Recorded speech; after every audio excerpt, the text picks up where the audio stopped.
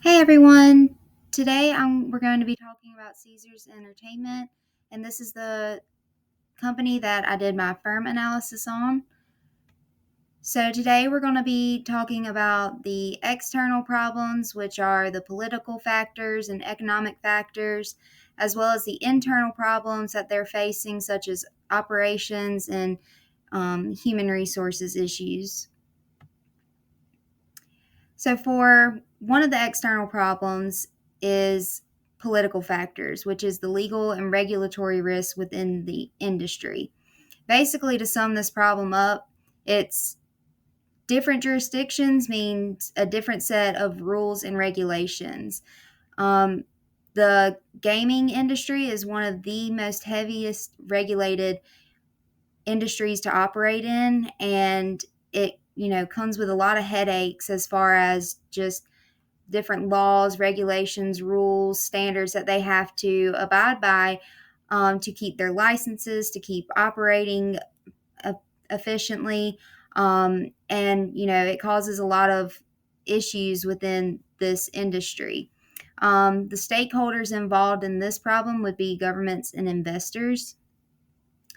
So, for the governments, they want to enforce gaming laws, they want to control the social impact of gambling addiction, and they want to ensure collection of taxes. That's another thing that the government does to companies that operate within this industry. They impose very high tax rates on them.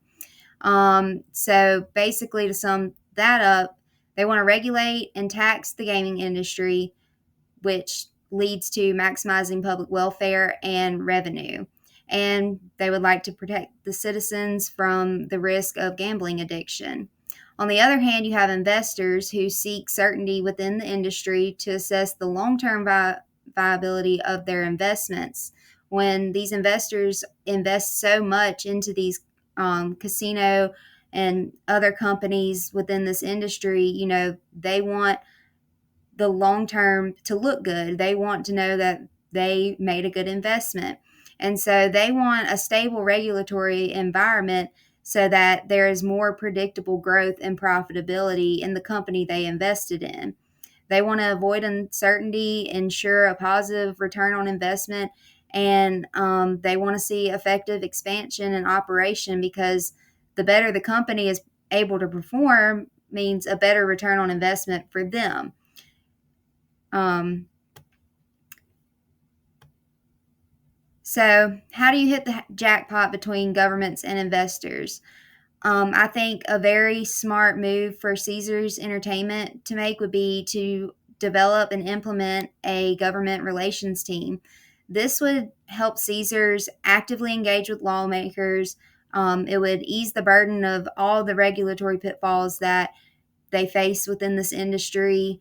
There could be a constant analysis of the political environment, meaning the government relations team could constantly scan this environment looking for what new laws are being proposed, what new regulations, if anything has changed. They would kind of be able to get ahead of something and not be so caught off guard, and maybe be able to adjust their position or make adjustments for the future for laws that are being passed.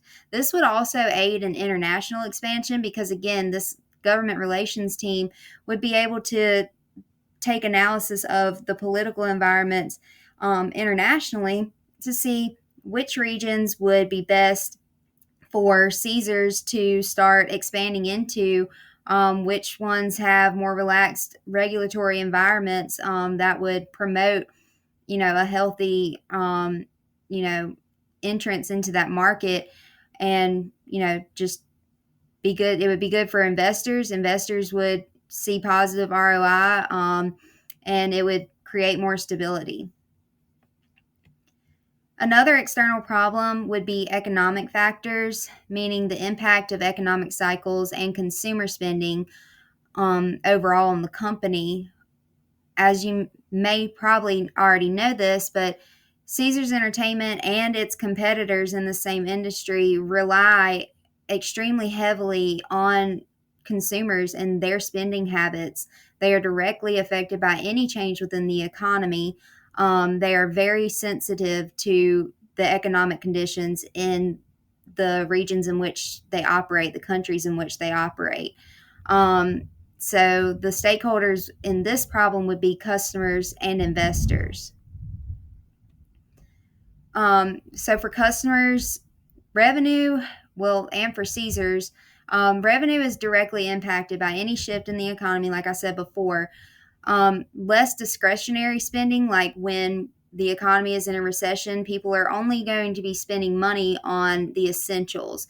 They're not going to be spending money on these luxury leisure activities. It's just going to be more of the essentials. And that means less money to spend on the leisure things. They're going to be seeking more affordable options during economic downturns, which, Caesars may not offer a lot because, they are more in the luxury gaming and hospitality industry. For investors, again, they expect consistent growth and profitability, and economic downturns um, cause great uncertainty within the market. They are, less confident in their investments in the market and stuff. And less demand means less spending, which leads to a decrease in revenue, which, is not good for their overall return on investment. So hitting the jackpot between these two stakeholders would be to just continue diversifying their revenue streams on their revenue portfolio. They should continue expanding into the digital and online gaming sector like they are already doing, but just, continue to, expand and get bigger and better. They could also offer more affordable packages or services during times of economic uncertainty that might, encourage customers to spend even during times of economic uncertainty. Also, they can introduce more technology and automation to reduce operational costs, like such as AI, customer service kiosks to cut down on, staffing and things like that. So, moving into the internal problems, the first one would be operations. This would be the high fixed costs and operational efficiencies, which is due to Caesar's large physical footprint. They have very high fixed costs to maintain their luxury resorts and properties and casinos, as well as, having to stay up to date and current on all of their licensing requirements and registrations and, everything that entails with this industry. The stakeholders would be the employees and, once again, the investors. So the employees are directly impacted by the cost cutting measures that Caesars will have to eventually start taking, by like staffing, layoffs, decrease in their wages. And employees really want job security and fair working conditions. So having these high fixed costs and operational efficiencies really hurt the employees too. And investors, again, they are seeking high profitability and operational efficiency as well as cost control because it means a better return on investment for them. So, hitting the jackpot between employees and investors, Caesars should prioritize cost efficiency and reduce operational overhead. They can invest in technology driven solutions to increase efficiency, like I mentioned earlier with the AI customer service kiosk. And they could also use data analytics to optimize staffing levels based on demand patterns. For the last internal problem, we have human resources, which is the high employee turnover and engagement. So, employee turnover continues to increase and employee engagement continues to decrease. Bottom line, this is bad for Caesars. If their employees aren't happy, they're not really motivated to give a great customer service experience, which is not good for customers and overall not good for the company and their revenue because, customers aren't going to want to spend their money there if they're not having a good customer service experience. And for this one, the stakeholders are employees and management.